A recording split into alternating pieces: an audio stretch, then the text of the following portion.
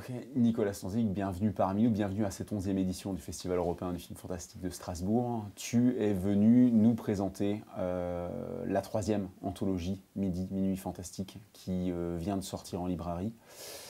Tu étais déjà venu au festival il y a quelques années pour nous présenter ton livre en référence sur la Hammer. Est-ce que quand tu préparais ce livre-là, tu avais déjà fréquemment Minuit Fantastique en main? Ah oui, oui, quand j'ai fait les griffes de la Hammer, en fait, pour moi, ça a été l'occasion de découvrir Minuit Fantastique. C'est le moment où je les ai tous lus en bibliothèque, en gros, parce que c'était une revue qui était inaccessible par ailleurs. Les numéros étaient super rares. Pour en acheter sur les sites de revente, c'était devenu complètement hors de prix. Le numéro 1, c'était 100 euros. Le numéro 8, c'était 200, 300, parfois 400 euros. Enfin, c'était du délire total. Donc, c'était devenu une espèce de collection mythique, rarissime, qu'on pouvait consulter que dans certaines bibliothèques spécialisées. Et pour les griffes de la Hammer, effectivement, moi je m'intéressais à tout ce qui avait été publié sur la Hammer au moment de la sortie des films, qui avait défendu la Hammer, qui avait combattu Dracula, Van Helsing et compagnie.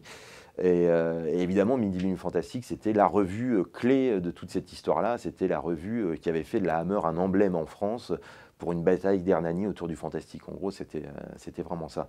Et au moment des griffes de la Hammer, j'ai fait des entretiens avec pas mal de cinéphiles de l'époque. Et c'est le moment où j'ai rencontré Michel Camp et Jean-Claude Romer, les rédacteurs en chef, les créateurs de Minuit Fantastique. Donc c'était par là ta première rencontre avec la revue. Auparavant, tu en entendais simplement parler. Alors, la toute première fois que j'ai entendu parler en fait, de Minuit Fantastique, pour être exact, c'est dans une lecture du roman Dracula de Bram Stoker. J'étais gamin, j'avais 10 ans peut-être, je l'ai lu à cet âge-là. Et dans l'introduction du bouquin, il y avait une introduction qui était écrite par Tony Fèvre. Il parlait d'une revue mystérieuse qui, dans les années 60, donc s'appelait Minuit Fantastique, et dans laquelle un certain Christopher Lee écrivait. Il avait envoyé une lettre à Minuit Fantastique. Et ça m'avait vachement frappé, parce que je m'étais dit, mais c'est quoi cette revue dans laquelle Christopher Lee écrit comme s'il était chez lui, quelque part. Et il y avait un côté... voilà, c'était la revue des vampires, quelque part. Il y avait quelque chose de cet ordre-là, quoi. Et donc, ça me semblait pas simplement être une revue de cinéma, ça me semblait être quelque chose d'un peu magique, d'un peu mystérieux. Et voilà, j'ai rêvé ce nom-là pendant des années avant de le découvrir, vraiment, avant de découvrir le magazine dans les mains, bien plus tard, en faisant les griffes de la Hammer. Et aujourd'hui, quand on évoque Minuit Fantastique, qu'on replace la revue dans le contexte, on a l'impression de parler de cinéphilie déviante. Ouais. Mais en même temps, c'est une cinéphilie déviante qui est célébrée dans la revue par des grands journalistes, parce qu'il y a des journalistes décaillés, positifs qui interviennent. Oui, alors c'est ça qui est complètement dingue avec cette revue, c'est que c'est une espèce de who's-who formidable. Non seulement il y a des grands noms des cahiers comme Bernard Asenschitz, Claude Belly, ou des grands noms de positifs comme Ado Kirou, qui peuvent écrire dans cette revue à une époque où les clivages cinéphiles sont hyper marqués. Hein. Normalement, c'est la guerre entre les cahiers et positifs, mais au sein de Minuit, les uns et les autres peuvent se retrouver. Mais c'est aussi vraiment un who's-who hallucinant par rapport à des personnalités en devenir. Dans Minuit Fantastique écrivent Yves Boisset, Bertrand Tavernier, on retrouve aussi Roland Topor, on retrouve les premières planches de bande dessinée de Philippe Drouillet. Enfin bref, c'est vraiment... ça réunit un grand nombre de talents, vraiment extrêmement importants. Et ça nourrit vraiment la qualité littéraire de la revue. C'est vraiment une revue de cinéphilie littéraire. C'est-à-dire que non seulement on aime des films qui sont à l'époque conspués par... non seulement par la critique officielle, mais on va dire par tout le monde. Hein. Au moment où le cauchemar de Dracula de Terence Fisher sort sur les écrans, on peut lire dans l'ancêtre de Télérama, ce film va déclencher des générations de détraqués et de pervers. C'était un attentat caractérisé à la dignité du public. Donc voilà, on défend quelque chose d'éminemment sulfureux, mais on va le défendre en légitimant par des objets, par un détour par des objets encore plus litigieux. C'est-à-dire qu'on va dire que Terence Fisher, c'est un héritier de Sade, et que c'est le plus grand cinéaste sadien du moment. Et donc, voilà, ça c'est quand même, à l'époque, Sade, voilà, il y a des problèmes de censure autour des textes de Sade. C'est le moment où Jean-Jacques Pauvert va rééditer l'intégrale avec des procès, enfin, c'est quelque chose, c'est un geste critique vraiment fort. Et de ce point de vue-là, Minuit, c'est ça qui est formidable, même quand on le relit aujourd'hui, c'est que finalement, ces textes, parle du cinéma de l'époque, ça parle des années 60, ça parle de la Hammer, ça parle de Roger Corman, de Mario Bava, du gothique italien, de Jess Franco, etc. Mais finalement, il dépasse l'objet dont il parle. Finalement, c'est une revue manifeste. Et ça, c'est quelque chose qu'on peut voir même, par exemple, dès la couverture du numéro 1 de Midi Minuit. C'est une photo de plateau tirée de La Nuit du loup-garou de Terence Fisher. C'est une photo qui, sur un plan de la violence, de l'érotisme, est déjà extrêmement marquante, extrêmement provocante à l'époque, parce que voilà, il y a un loup-garou en train d'étrangler cette jeune femme dont on se demande si elle est en train de jouir ou de mourir. Donc voilà, une reformulation agressive d'Eros et Thanatos. On imagine ça dans les kiosques à journaux à l'époque, voilà, ça va choquer le bourgeois, en gros, il y a quelque chose de cet ordre-là. Mais ça va beaucoup plus loin, parce que ceux qui ont vu le film, qui était sorti 6 mois à peu près auparavant, avant la sortie de ce numéro 1 de Midi Minuit Fantastique, savent que cette photo, elle est en fait tout à fait impossible.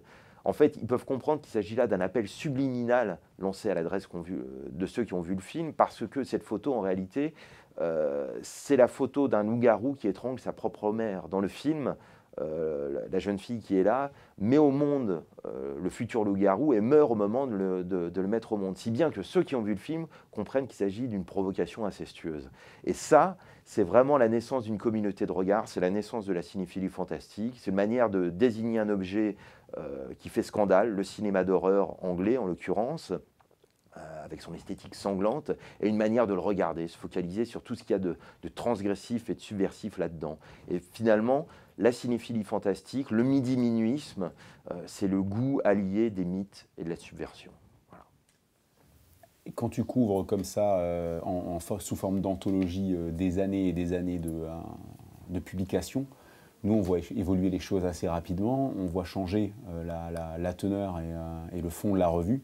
Et là, cette période, la période couverte dans ce 3e volume, c'est la période des grands entretiens surtout.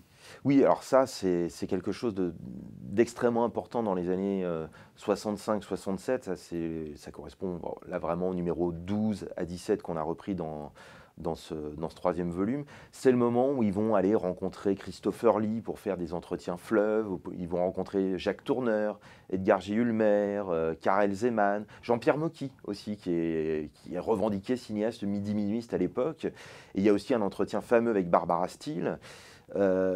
Tous ces entretiens, ça c'est aussi quelque chose d'extrêmement précieux aujourd'hui, parce que c'est les textes qui ne peuvent pas vieillir du tout. C'est une masse d'informations absolument hallucinante qui est toujours pertinente aujourd'hui. C'est vraiment des sources de première main. Mais au-delà de ça, c'est aussi à une époque où aller, à cette époque-là, interroger des maîtres du fantastique, c'est quelque chose qui ne va absolument pas de soi. C'est un geste extrêmement bizarre. Quand Ricardo Freda reçoit Michel Caen et Jean-Claude Romer, le début de l'entretien, c'est bizarre votre revue. Je me demandais si vous n'étiez pas quelque chose comme des vampires. Voilà, il y a vraiment cette idée, mais qui peut faire une revue entièrement dédiée au fantastique? Ça ne va pas du tout de soi. Et donc, du coup, dans ces entretiens, il y a presque par moments un questionnement existentiel. C'est qu'est-ce qu'être une star du cinéma d'horreur gothique? Enfin, cette question se pose à Christopher Lee, elle se pose à Barbara Steele. Qu'est-ce qu'être un spécialiste de l'indicible, de l'invisible comme Jacques Tourneur? Enfin, qu'est-ce que ça veut dire que de produire des films comme ça dans les années 60? Et donc, on n'est pas du tout dans des interviews promo comme ça peut exister aujourd'hui. On est vraiment dans quelque chose de tout à fait inédit, quoi. C'est vraiment quelque chose un geste très très fort sur un plan critique. Et de ce point de vue-là, d'ailleurs, moi je dirais que Midi Minuit, ce qui fait vraiment la force de cette revue, c'est que c'est presque une sorte de journal intime cinéphile au diapason des transgressions de l'écran. Il y a quelque chose de cet ordre-là. Aller rencontrer les maîtres de la subversion fantastique comme Michael Powell, comme Terence Fisher, comme Jacques Tourneur, finalement, c'est faire quelque chose de quasiment aussi transgressif que le baron Frankenstein à l'écran quand il va créer un homme, que le comte Dracula quand il va vampiriser des jeunes filles dans leur chambre au nez à la barbe du mari victorien ou du fiancé phallo. Il y a quelque chose de cet ordre-là. Et de ce point de vue-là, finalement, il y a une anecdote qui résume tout. C'est Michel Caen, donc le créateur de la revue, qui était le seul rédacteur en chef mineur d'une revue interdite aux mineurs dans toute l'histoire de la presse. Ça ne s'invente pas, c'est vraiment le symptôme d'une époque. Lui, en réalité, a monté cette revue à l'âge de 20 ans, en 62, juste pour trouver un prétexte pour rencontrer Barbara Steele. L'idée, c'était, si j'ai une revue dédiée au fantastique, forcément, il faudra que je fasse une interview avec Barbara Steele, il adulait littéralement Barbara Steele, c'était l'icône absolue pour lui. Et cette rencontre a fini par avoir lieu à Rome en 1965, lors d'un entretien resté fameux qui est repris dans le numéro 12, donc dans ce volume 3. Et finalement, ça a été le début d'une histoire d'amour entre eux. Et de ce point de vue-là, voilà, Midi Minuit, c'est clairement la revue de la traversée du miroir. Voilà. Et alors, on parle de ceux qui ont fait la revue. Est-ce qu'on peut parler aussi un peu de ceux qui la lisent à l'époque? Qui sont les lecteurs de Midi Minuit Fantastique dans les années 60? Les lecteurs de Midi Minuit Fantastique, c'est des baby boomers, donc des gens qui ont 20 ans dans les années 60, grosso modo. Et c'est des gens qui, à l'époque, se sentent extrêmement seuls dans leur goût. Aimer les films de la Hammer, c'est prendre le risque de passer pour un dangereux maniaque, pour un débile mental, pour un pervers. Il y a vraiment une espèce d'ordre moral à l'époque qui conspue littéralement le genre. Et c'est extrêmement dur pour tous ceux qui aiment ces films-là, d'assumer ce truc-là. Et donc, quand naît cette revue, quelque part, ça relie les uns et les autres. Et ça, c'est quelque chose qu'on peut retrouver dans le courrier des lecteurs à l'époque. Et ce qui est très amusant quand on relit le courrier des lecteurs de Midi Minuit, c'est qu'on y retrouve les noms de, par exemple, Alain Schlockhoff, le futur créateur de l'écran fantastique. On y trouve le nom de Jean-Pierre Dionnet. On y trouve le nom de Jean-Pierre Bouixou, enfin tous ceux qui ont fait la cinéphilie fantastique et qui sont devenus des grands noms du journalisme ou des grands noms tout simplement dans l'édition. Voilà, ça a réuni tous ces gens-là. Quelqu'un comme Philippe Druillet raconte qu'en 1962, pour lui, c'était, en gros, il y avait deux avenirs possibles, c'était ou l'asile d'aliénés ou la prison, parce qu'il sentait partir dans la délinquance, c'était possible. Et il rencontre Jean Boulet, qui était l'un des créateurs de Midi Minuit Fantastique, et pour lui, du jour au lendemain, ça a changé sa vie. C'est avec lui qui va apprendre à regarder le cinéma, qui va apprendre à dessiner, qui va apprendre la littérature, la peinture, etc. Et c'est devenu un mentor quelque part. Jean-Pierre Dionnet me disait l'autre jour, voilà, il y a eu André Breton qui a eu ses disciples. Nous fûmes les disciples de Jean Boulet. Voilà. Et donc, voilà, ça, quelque part, Midi Minuit, ça a fédéré toutes sortes de gens et ça a été le début de l'underground, ça a été le début de la contre-culture. Et tout ce qui s'est épanoui après mai 68, dans des revues comme Actuel ou dans les fanzines, ou enfin bref, dans tout ce qui relève de la contre-culture, en fait, tout était là dans Midi Minuit. Et le dénominateur commun de tous les gens qui ont fait de la contre-culture, en fait, dans les années 60, c'était l'amour du fantastique. Voilà, l'amour des vampires et des jolies filles qui erraient dans des couloirs sombres, poursuivis par quelques monstres libidineux, évidemment.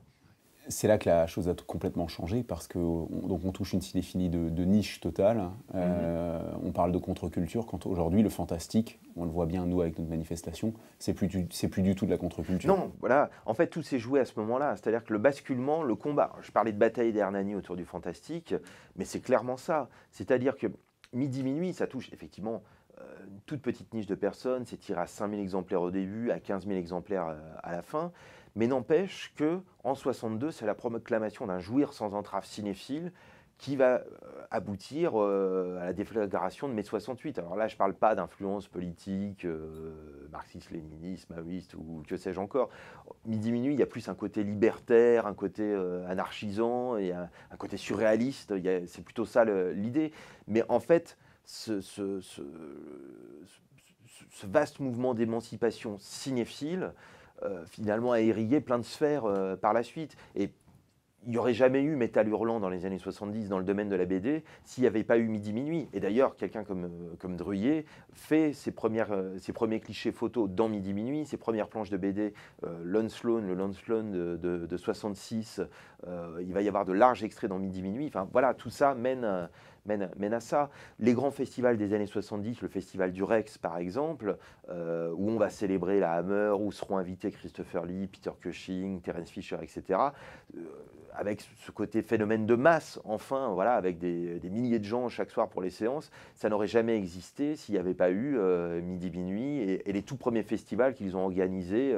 Par exemple, il y avait les Sadiquement Vaudes dans des salles du quartier latin, au Racine notamment, puis il y a eu le Studio de l'Étoile à partir de 68, où ils faisaient des avant-premières prestigieuses avec Christopher Lee, Veronica Carlson pour Dracula et les femmes, par exemple, ou par exemple l'avant-première de La Nuit des Morts Vivants de George Romero. En gros, c'est eux qui ont finalement épousé toute la modernité fantastique, celle de la Hammer au début des années 60, puis celle de Romero à la fin des années 60, puis bientôt celle carrément de Massacre à la tronçonneuse. Quelqu'un comme Michel Caen, donc le fondateur de Midi Minuit, c'est quand même lui qui est le premier en France à avoir acheté les droits de Massacre à la tronçonneuse en 74. Pour tenter de le faire diffuser ici, il ne pourra pas parce qu'il y aura des problèmes de censure.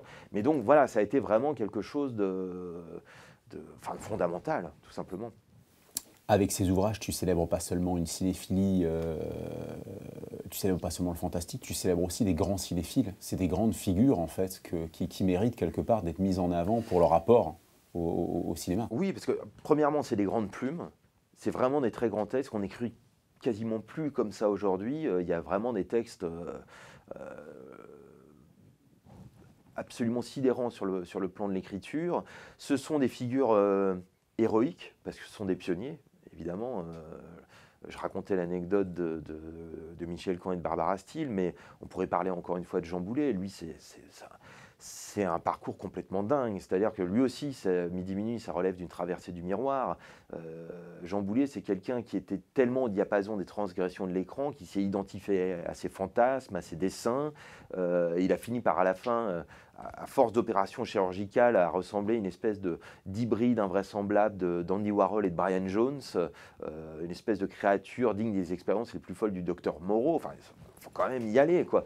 C'est un petit peu à mettre sur le même plan que ce qui se passe, par exemple, dans le rock'n'roll à la même époque. C'est-à-dire qu'il y a une critique fantastique qui s'invente, il y a une critique rock qui s'invente, mais quelqu'un comme Lester Bangs, par exemple, aux États-Unis, quand il invente la critique rock, ben, il mène une vie au moins aussi rock'n'roll que Keith Richards. Eh bien, les Midi Minuistes, c'est vraiment ça. Ils mènent des vies aussi folles que les héros de l'écran. On n'est pas dans la geek culture d'aujourd'hui, on va être dans un truc de spécialiste, d'érudition maniaque, mais même s'il y a aussi un côté érudition maniaque aussi chez les Midi Minuistes. Mais il y a vraiment l'idée de vivre une aventure, quoi qu'il en coûte. Quelqu'un comme Jean Boulet, bah, il va carrément en mourir quelque part, il va aller au bout de son délire, on le retrouvera pendu au port du désert en Algérie en 70, et on ne sait pas si c'est un suicide, on ne sait pas si c'est une famille déshonorée qui se serait vengée, parce que Jean Boulet, dit-on, s'est converti à l'islam à la fin de sa vie, mais je pense qu'il s'est plutôt converti aux jeunes musulmans, voilà. Et il peut s'agir aussi tout simplement d'un accident SM, voilà. C'est complètement possible, mais c'est voilà, donc rééditer tout ça, c'est rendre hommage à toutes ces figures, c'est rendre hommage à des plumes, c'est rendre accessibles des textes qui pour moi sont toujours absolument modernes, au-delà de l'objet dont il est question dans ces textes. On parle du cinéma des années 60, mais finalement, ce qui compte, c'est le regard posé sur ces œuvres-là. Et de ce point de vue-là, encore une fois, c'est une revue manifeste. Voilà, il y a une manifeste des surréalistes. Ça, c'est le manifeste des fantasticophiles, littéralement, et il est toujours valable aujourd'hui. Ça relevait d'une forme d'émancipation à l'époque extrêmement importante contre l'ordre moral, contre le puritanisme, contre l'inculture, la bêtise et tout ça, voilà. Et aujourd'hui, moi, je pense que redonner à voir tout ça, redonner à lire tous ces textes, redonner à voir même les films que les uns et les autres ont pu faire, parce que dans chaque volume de l'intégrale, il y a un DVD avec des films qui ont été réalisés par les Midi Minuistes à l'époque, et bien c'est une manière, je pense, clairement de résister sur tout ce qui va mal en ce moment. Là, il y a vraiment aujourd'hui une manière il y a un retour de l'ordre moral, il y a un retour de la censure, de manière très très claire. On se défie beaucoup plus volontiers de l'imaginaire. Il y a des idéologies intégristes qui sont de plus en plus à l'œuvre, qui, de fait,